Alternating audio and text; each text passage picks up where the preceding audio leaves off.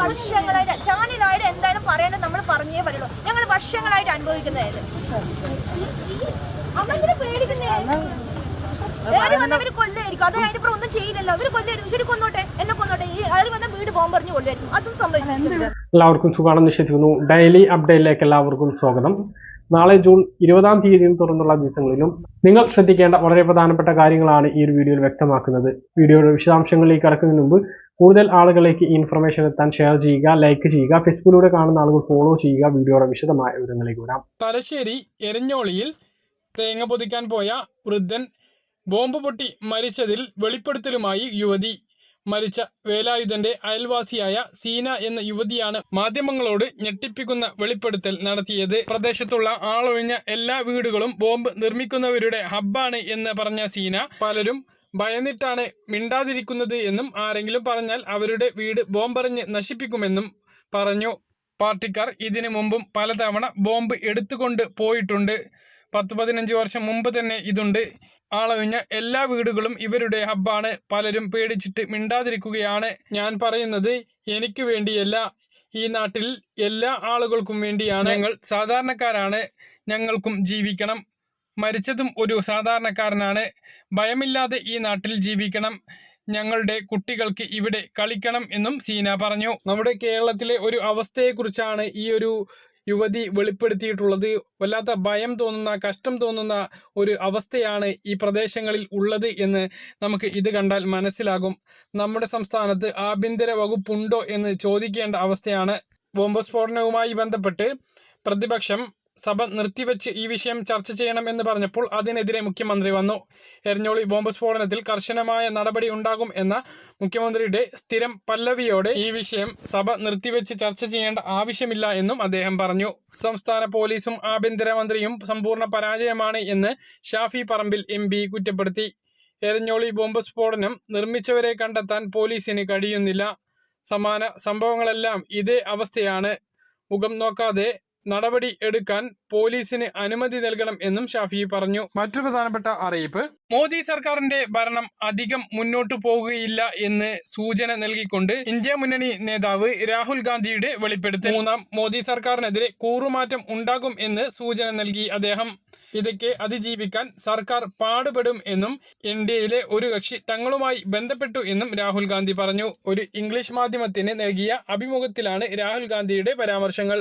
10 വർഷം അയോധ്യയെക്കുറിച്ച് സംസാരിച്ച പാർട്ടി അയോധ്യയിൽ തുടച്ചു നീക്കപ്പെട്ടു എന്നും അദ്ദേഹം പറഞ്ഞു. CPI ഭരണത്തിനെതിരെ വിമർശനം ഉന്നയിക്കുമ്പോൾ തെരഞ്ഞെടുപ്പ് തോൽവിയിൽ മുഖ്യമന്ത്രി മാറേണ്ടത് ആവശ്യമില്ല എന്നും അഴിമതിക്കാരനാണ് എന്ന അഭിപ്രായം ഇല്ല എന്നും CPI നേതാവ് ബിനോയ് വിശ്യം പറഞ്ഞു. കഴിഞ്ഞ ദിവസങ്ങളിൽ CPI യിൽ നിന്നും CPM-ൽ നിന്നും LDF-ൽ നിന്നും മുഖ്യമന്ത്രിക്കെതിരെ കനത്ത വിമർശനങ്ങളാണ് ഉയരുന്നത്. നേതൃമാറ്റം ആവശ്യപ്പെട്ടും ചിലർ രംഗത്ത് വന്നിരുന്നു.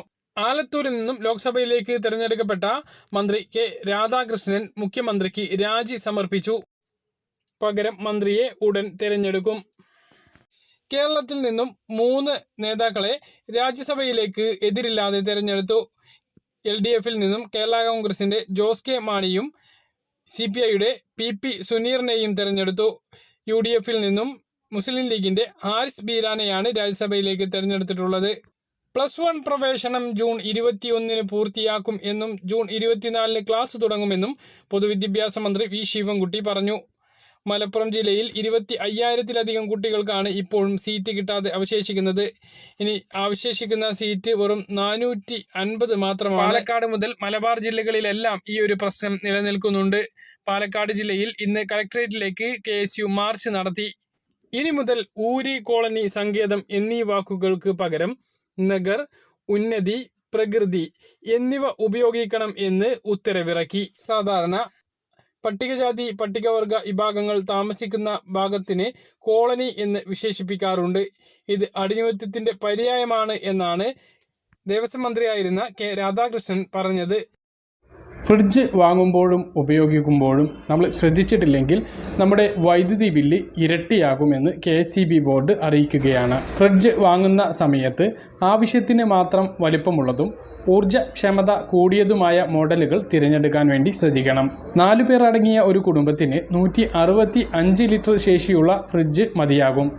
വലിപ്പം കൂടുന്തോറും വൈദ്യുതി ചിലവും കൂടും എന്നുള്ള കാര്യം എല്ലാ ആളുകളും ശ്രദ്ധിക്കണം. റെഫ്രിജറേറ്ററുകളുടെ വൈദ്യുതി ഉപയോഗം അറിയുന്നതിന് BEE bureau of energy Ephesians star label സഹായിക്കുന്നു. 5 സ്റ്റാർ ഉള്ള ഒരു 240 ലിറ്റർ ഫ്രിഡ്ജിന് വർഷം 385 യൂണിറ്റ് വൈദ്യുതിയാണ് ഉപയോഗ ചെലവ് കണക്കാക്കുന്നത്. അതേസമയം ഇതേ വലിപ്പത്തിലുള്ള ഫ്രിഡ്ജ് 2 സ്റ്റാർ ഉള്ളത് ഉപയോഗിക്കുമ്പോൾ 706 യൂണിറ്റ് വൈദ്യുതി ചെലവാകുന്നു. ഇനി സ്റ്റാർ അടയാളം ഇല്ലാത്ത പഴയ ഫ്രിഡ്ജാണ് നമ്മൾ ഉപയോഗിക്കുന്നത് എങ്കിൽ 900 യൂണിറ്റ് വരെ വൈദ്യുതി ഒരു വർഷം ഇതിനു വേണ്ടിയിട്ട് ഉപയോഗിക്കേണ്ടി വരും. അതായത് സ്റ്റാർ അടയാളം കൂടുന്തോറും വൈദ്യുതി ഉപയോഗം കുറയും എന്നാണ് അർത്ഥം. ഫ്രിഡ്ജ് വാങ്ങുന്ന സമയത്ത് കൂടുതൽ സ്റ്റാർ ഉള്ള റെഫ്രിജറേറ്റർ വാങ്ങുവാൻ വേണ്ടി ചിലവിടുന്ന അധിക തുക കുറഞ്ഞ മാസങ്ങളിലെ വൈദ്യുതി ബില്ലിൽ തന്നെ നമുക്ക് ലാഭിക്കാനാകും. ഇനി വൈദ്യുതി ചിലവ് കുറയ്ക്കാൻ വേണ്ടി ഫ്രിഡ്ജ് വീട്ടിൽ ഉപയോഗിക്കുന്ന ആളുകൾ ശ്രദ്ധിക്കേണ്ട കാര്യങ്ങളാണ് പറയുന്നത്. അതിൽ ഒന്നാമത്തെ കാര്യം എന്നുള്ളത് ഫ്രിഡ്ജ് നമ്മൾ വെക്കുന്ന സ്ഥലത്ത് വായു സഞ്ചാരം ഉറപ്പാക്കുക. അതായത് ഭിത്തിയിൽ നിന്നും 5 ഇഞ്ച് അകലമെങ്കിലും ഏറ്റവും കുറഞ്ഞത് ഉണ്ടായിരിക്കണം.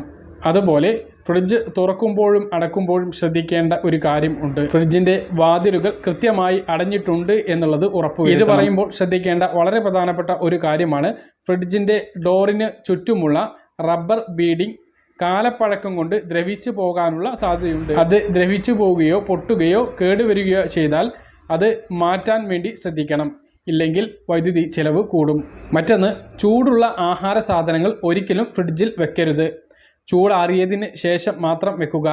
അതുപോലെ തന്നെയാണ് എടുത്തു കഴിഞ്ഞാൽ തണുപ്പ് മാറിയതിന് ശേഷം മാത്രം ചൂടാക്കി കഴിക്കുക. ഈ കാര്യം ശ്രദ്ധിച്ചില്ലെങ്കിൽ ആരോഗ്യപരമായിട്ടുള്ള പ്രശ്നങ്ങൾ ഉണ്ടാകും. മറ്റൊന്ന്, കാരണമില്ലാതെ ഫ്രിഡ്ജുകൾ ഇടയ്ക്കിടെ തുറക്കരുത്. ഫ്രിഡ്ജ് തുറക്കുന്നത് ഇന്ധന നഷ്ടം ഉണ്ടാക്കും.